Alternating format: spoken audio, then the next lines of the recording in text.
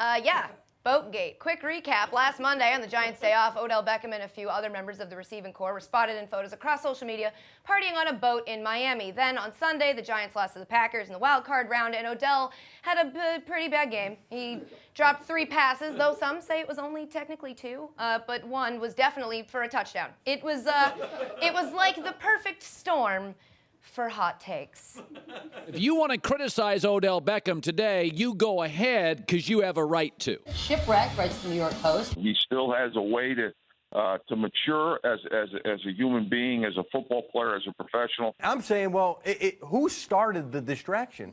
We're going to make fun of you. We're going to put a crying meme on your face. But to him, that's building your brand. Creating distractions is actually a good thing, because any publicity is good, except for trying to win a football game. The one guy who wasn't on their boat was better than you, Odell. How does that happen? I don't know how those sunglasses happen on television. Now, listen, despite that joke, I respect my elders, but this is one of those issues where I feel like us younger people, and yes, I can say that for like 2 more weeks, we just see the story completely different. First of all, okay, everyone's acting like the boat was Odell's idea, but are we just gonna ignore the fact that Trey Songz was there?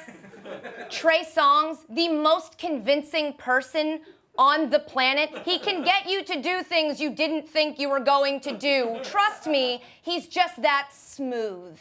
I'm so awkward and you're so sexy. This is so weird for me personally. Like I don't know like what if we were to... at the ball game. No. This is how I am at the ball game, Trey. This is how I watch baseball. It stresses me out. There we go. Sink. Sounds like a Cowboys fan when they saw this picture. Second of all, guys, Green Bay was on a 6-game winning streak and playing at home with Aaron Rodgers on a roll. And they're the Packers. You thought a bunch of dudes who forgot to put one shirt in their suitcase were gonna pull out a win? Please. But most importantly, when Odell does something immature and the hot takes come rolling in about how he needs to grow up, to me, it's like, how? When was that supposed to have happened? He's 24. He's been a legit star since his junior year at LSU. He caught a ball with one hand as a rookie, and sports media spent the next year like making a doll out of his hair to add to their shrine. When you pamper, praise, and coddle a guy for a bunch of his formative years, he doesn't just like find it in himself one day to mature. You guys, our elders, are supposed to step in and help with that.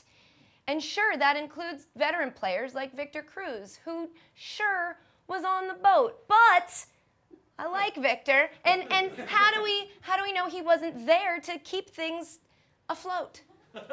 You know, like maybe Odell was like, guys, let's go to a strip club and like do drugs and stuff. And Victor was like, or how about a day on a boat, huh? Yeah? We can be topless too.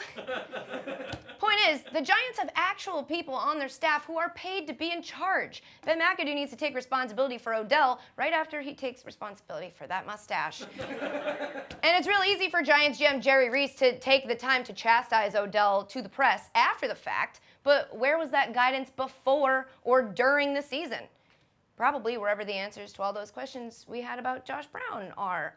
Players can be leaders on the field. They can be, but at the end of the day, that's the job of a team's literal leadership. So, old people, maybe blame the old people for once. Just saying. Bill Belichick would never have let this happen, though. You think you're going to see a Patriot on a boat the week before a playoff game? Oh, Is this bad?